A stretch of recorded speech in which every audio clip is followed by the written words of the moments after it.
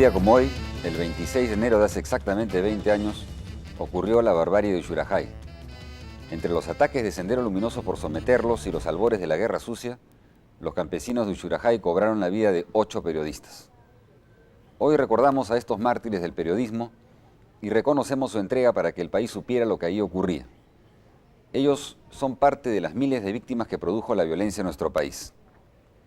La Comisión de la Verdad tiene el encargo de formular recomendaciones para reparar el daño que tantos peruanos y peruanas sufrieron en ese periodo. Un encargo difícil sobre el que vamos a conversar con el señor Alex Segovia, economista de El Salvador, que conoce a fondo otras experiencias similares. Bienvenido, Alex. Muchas gracias. ¿Cuáles son los problemas que normalmente debe encarar un programa de reparaciones? Bueno, el programa de reparaciones generalmente es parte del informe que dan las comisiones de la verdad y es parte, por lo tanto, integral del programa de una reparación en el sentido amplio, ¿no? Que va acompañada de la reparación del tema de la justicia, la reconciliación y la búsqueda de la verdad. ¿Qué abarca un programa de esta naturaleza?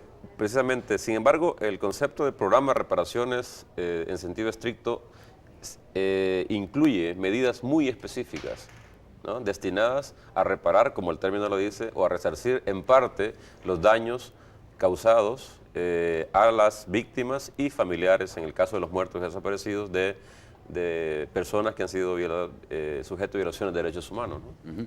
Ahora, justamente ahí hay ciertamente una confusión que muchas veces se produce entre este restituir, resarcir, rehabilitar, indemnizar a las víctimas, que es lo que debe atender el programa de reparaciones, con una suerte de programa de desarrollo, es decir, que no solo atiende los problemas o restituir los daños producidos a las víctimas, sino que debe en general atender los problemas de la pobreza y del subdesarrollo en el país. Efectivamente, uno de los retos de las comisiones de la verdad ha sido cómo se plantea el plan de reparaciones en un sentido que la gente y la sociedad y la comunidad internacional lo entienda. Es decir, se entiende generalmente de manera equivocada que el plan de reparaciones es equivalente a un programa de desarrollo o que busca atacar la pobreza o reducir la desigualdad, cuando en realidad el programa de reparaciones tiene, como digo, un objetivo bien específico, está centrado en las víctimas y el objeto es reparar el daño causado hacia las víctimas o sus familiares. Por lo tanto, si bien el programa de reparaciones puede contemplar elementos de atacar, elementos sociales, digamos, no se rodea de eso, porque de hecho la experiencia internacional muestra que dos componentes claves del programa de reparaciones es la dimensión simbólica, es decir, y el tema de esto de los programas de salud mental, cómo se le ayuda a las víctimas, ¿no? A recomponer sus vidas, a recomponerse psicológicamente para que puedan enfrentar los hechos y para que puedan avanzar hacia adelante. Por lo tanto, no hay que confundir, ¿no? Programa de reparación con programa de desarrollo. La cuestión se complica en un caso como el peruano, que el antecedente reciente que tenemos en Guatemala, donde el patrón de violaciones ocurrió no solo de manera individual, sino que también de manera colectiva. Es decir, en comunidades, en muchas comunidades. Ahí, por lo tanto, el tema de la reparación es mucho más complicado, porque no solo tiene que incluir los componentes tradicionales, sino que tiene que tomar en cuenta el elemento cultural y donde esa gente generalmente está inmersa en cuestiones, en una situación de pobreza extrema. Ahora, claro, has mencionado la experiencia de Guatemala, pero acá también las víctimas se suman por miles. Y obviamente entre esas víctimas hay muchísimas expectativas también en relación a un programa de reparaciones. ¿Qué es lo que podrían esperar las víctimas en relación a este programa? Tú has mencionado algunas modalidades. Sí, yo creo que la Comisión de la Verdad tiene un reto importante, ¿no? En recomendar en distintas partes del informe distintas medidas de naturaleza distinta. Por ejemplo, si la Comisión ya anunció que va a recomendar medidas institucionales, ¿no? Para prevenir que lo que ocurrió no vuelva a ocurrir, en esas medidas de previsión puede recomendar perfectamente medidas que tienen que ver con el manejo de la política social del Estado, como ha ocurrido en otras partes. Le puede recomendar, por ejemplo, reorientar la política social hacia ciertas zonas, hacia ciertas comunidades, etcétera, en esa dimensión, pero eso no es programa de reparaciones. ¿Qué es lo que puede esperar las personas del programa de reparaciones? Son medidas muy específicas destinadas a nivel individual, familiar o de comunidades, ¿no?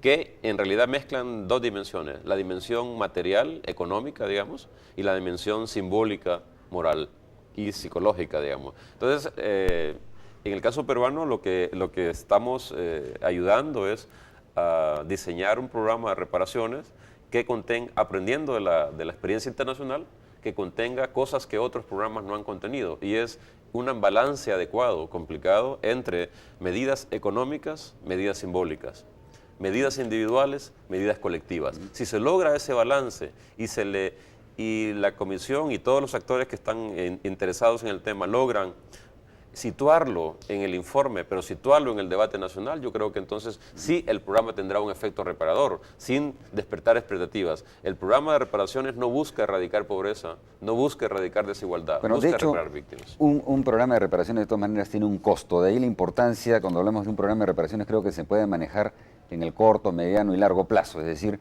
no es que todos los costos de este programa se van a cargar, digamos, en el primer año de su ejecución, pero sí hay una progresión, digamos. Exacto. Una de las grandes lecciones aprendidas de la experiencia internacional es que este tema de los costos se ha manejado muy mal. A veces de manera intencional por quienes se oponen al programa, pero a veces también por los mismos diseñadores del programa.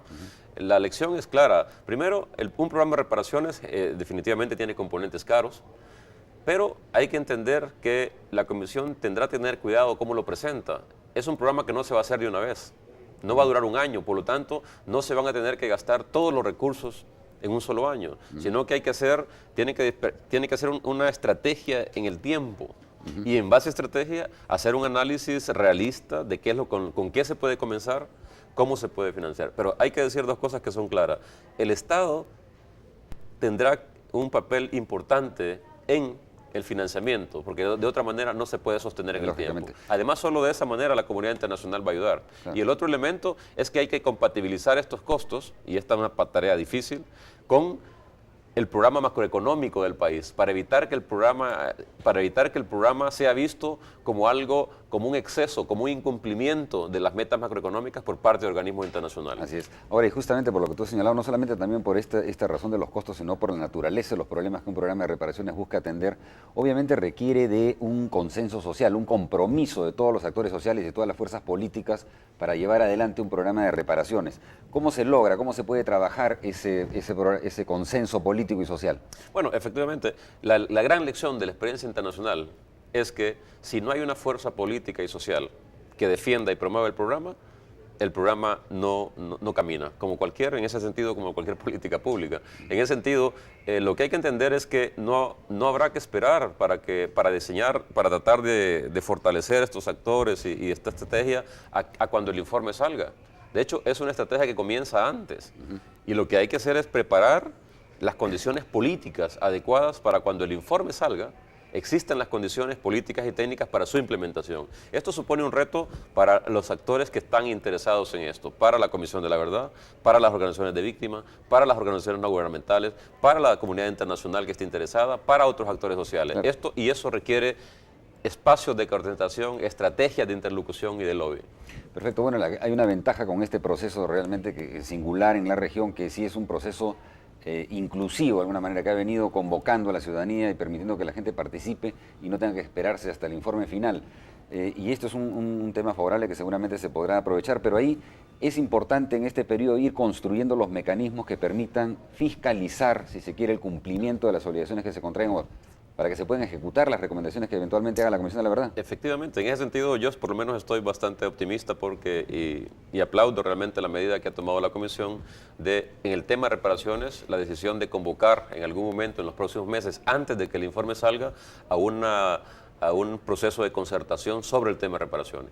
Si eso se logra y si se hace bien, yo creo que entonces, a diferencia de otros países, podemos avanzar en la viabilidad y en la implementación de un programa que satisfaga a todos, pero que sea realista y que por lo tanto pueda ser implementado. Y en ese sentido, uno de los retos que habrá que hacer en estos meses que tendrá la Comisión es cómo arma esta estrategia política de concertación.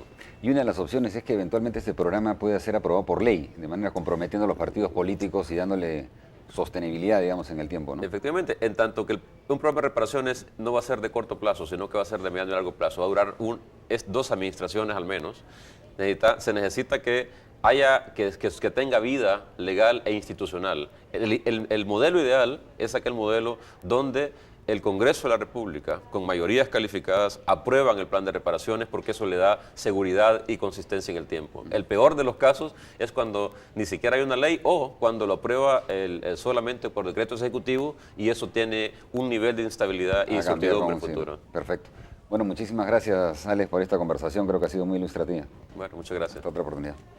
Bien, volvemos en el siguiente bloque con datos y un reportaje sobre la corrupción en el Poder Judicial, inmediatamente después de la pausa.